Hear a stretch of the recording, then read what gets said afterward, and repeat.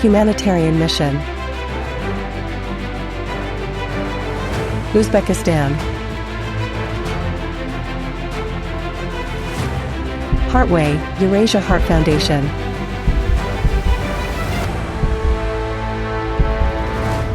The cooperation was already very intensive from 2016 to 2020.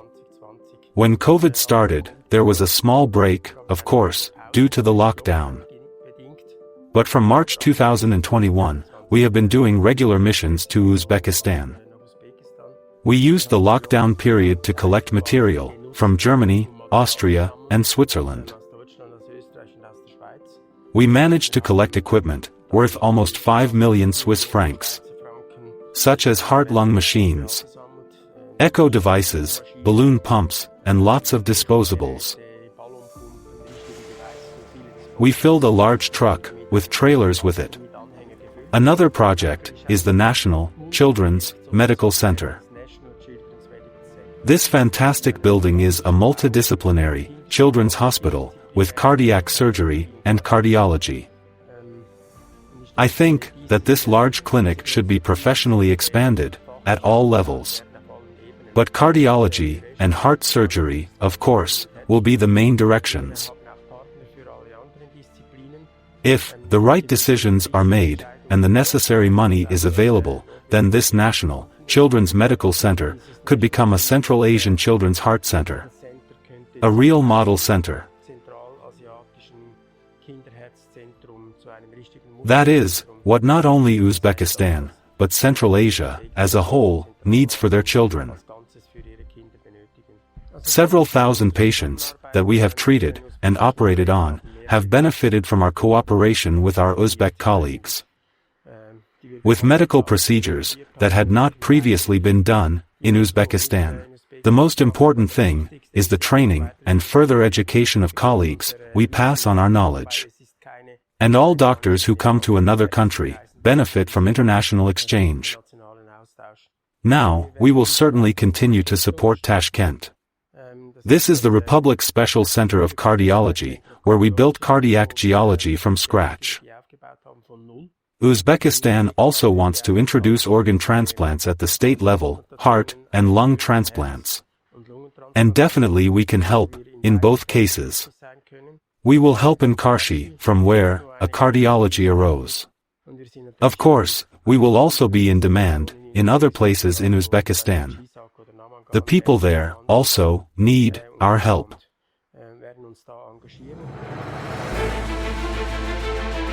Solidarity with Swiss and international clinics. With transport companies. The device collection lasted 2 years.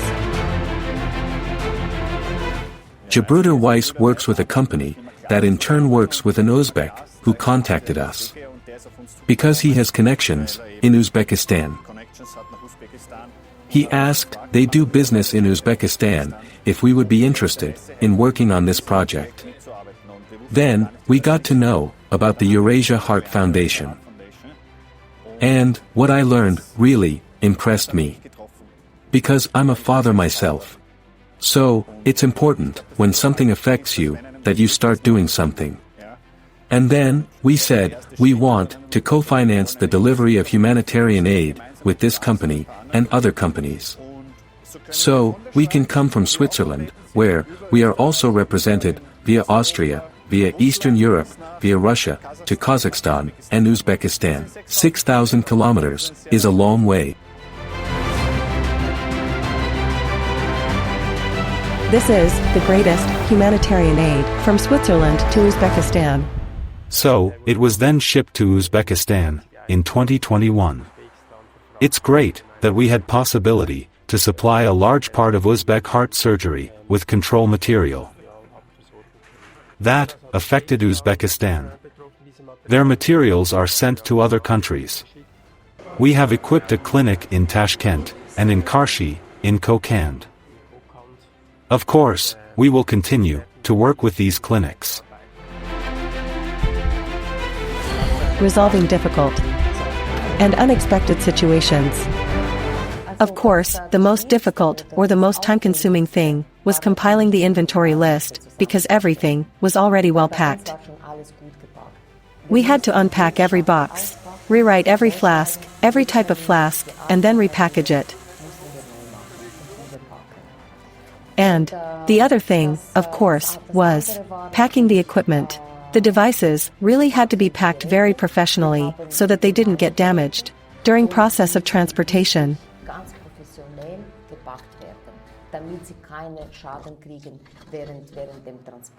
The problem was that we had to pack the equipment in wooden boxes, but there was no wood in Switzerland. We were asked to wait 2 months, but the transport was almost completely prepared.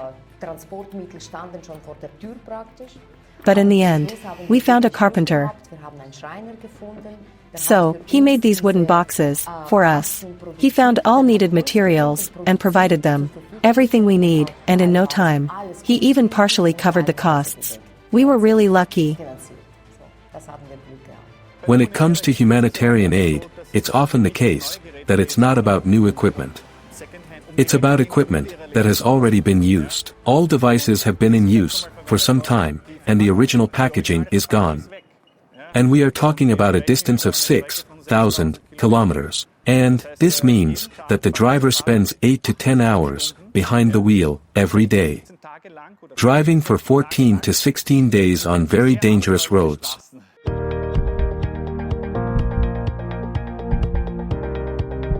Storage of valuable equipment. Storage and transportation sounds quite simple, but they require very serious preparation.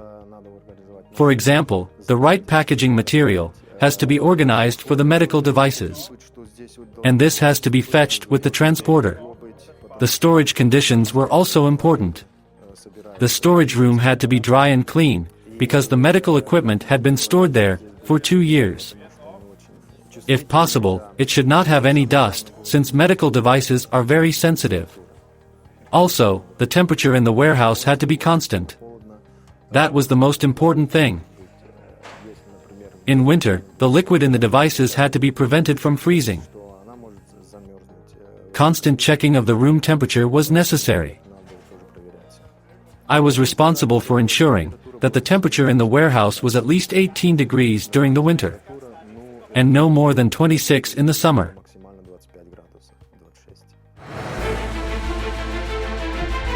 The way, 6,000 kilometers, 6 customs offices. The other thing was, of course, the customs papers. Customs documents are very important, and when it comes to humanitarian aid, they are examined more closely at the borders. That's why it was so important to us that everything was properly prepared. We also found the right specialists who prepared everything for us. In a case we hadn't compiled all required customs documentation correctly, our humanitarian aid would be confiscated. That was a huge risk. And of course, we didn't want to have such a problem. To tell the truth, the most difficult thing when transporting goods to the former Soviet republics is to provide extremely accurate information about what is in the cargo. In Europe, for example, I can drive from Germany to France, and it doesn't really matter, you don't have to declare it so precisely, because we live in a union. But when we cross several countries, we have to fill out a lot of papers, describing in detail every needle, every device, and every seal. Yes, that's the difficult part. The transport isn't that difficult. Driving a truck is difficult for the driver, but that's not the big thing. The documents are more difficult. People help people. So, of course, there were a lot of people who helped us. Frankly speaking, our organization is very small, and we rely heavily on volunteer work or volunteer help. Of course, they were doctors, they were warehouse workers, they were lawyers, and cardiologists. There really was a whole range of different specialists, the carpenters, and all sorts of people who helped us. When I found out that this humanitarian aid was going to Uzbekistan, I was even more motivated to help, because I was born in Uzbekistan. So that was a reason I spent my free time helping sick children and adults in Uzbekistan. Because they don't have as good medical care as people in Switzerland or Germany. These 200 hours flew by. I really enjoyed doing everything, and, if necessary, I also worked on the weekends. The transport also had to be organized. I did a lot of things myself in the camp. After the end of the working day, I continued to deal with important issues and organized everything for humanitarian aid. Even during my working hours, I dedicated every free minute to this aid project. That was my first major humanitarian action, and I'll be there again next time to help. No problem. Education of doctors. Saving thousands of lives. Professor Vogt and his team implement their goal and send the medical equipment to Uzbekistan. But as soon as this happens, Vogt and several well-known surgeons are immediately sent to Uzbekistan. There, Uzbek doctors are being trained to use these medical devices so that they can carry out operations independently in the future. An important project will be the National Children's Center. It will not only be just a cardiology center for children. There, it will be possible to get help in all areas of medicine. It's newly built, looks fantastic. Actually, it has a great future. Of course, financial support from all sides is highly needed, as it will ensure possibility to run this center, and to tap the full potential of it. For sure, we'll continue to raise funds. We hope that the Swiss will also get involved, and that different people in Uzbekistan will also participate in this project. Because, it is very important for the Uzbek children. There are about 17,000 Uzbek children with a heart defect, who need therapy. And when you add other medical profiles to that, you can imagine that there are thousands of children in need of medical treatment.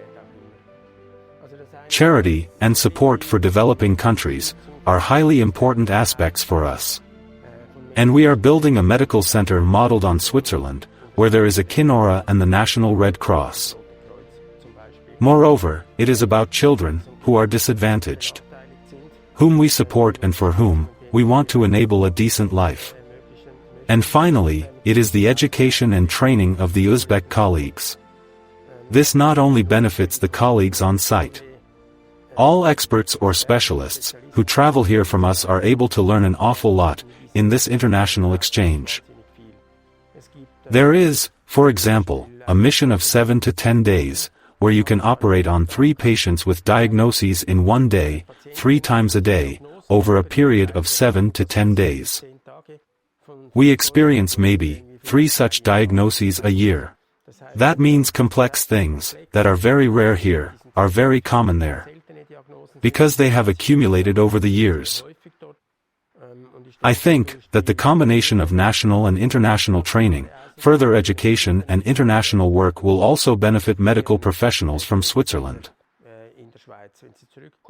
I think they've seen more, they have international experience, but they also have to act differently. They are the final authority. Uzbek doctors carefully monitor everything. They say and do, so our doctors here cannot say, "I'll ask the boss." Doctors have to decide, and the results have to be right. No one should die. There should be as few complications as possible. I think that also promotes the sense of responsibility, of character. How to solve problems in such situations, especially when you have to improvise. It's not all obvious like it is with us. If you don't know something, you can ask the doctor in charge, and rely on the authority of the boss. Here you have to solve all the problems yourself. Of course, it is already clear that people who work abroad for EurAsia Heart Foundation, they also become better at behavior, at finding solutions.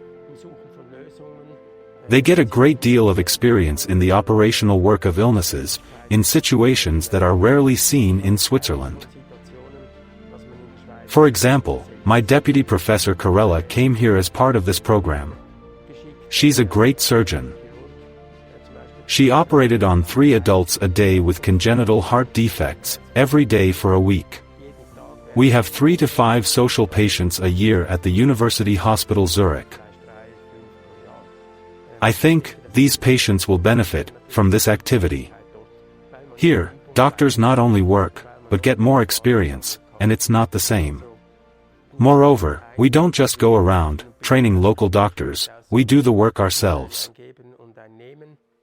I think cardiac surgery relies on international contacts and international cooperation.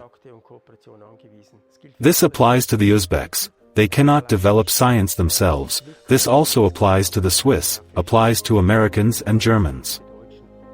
Cardiac surgery, if you want to achieve good quality, means national and international cooperation, training and further education. Without that, it doesn't work.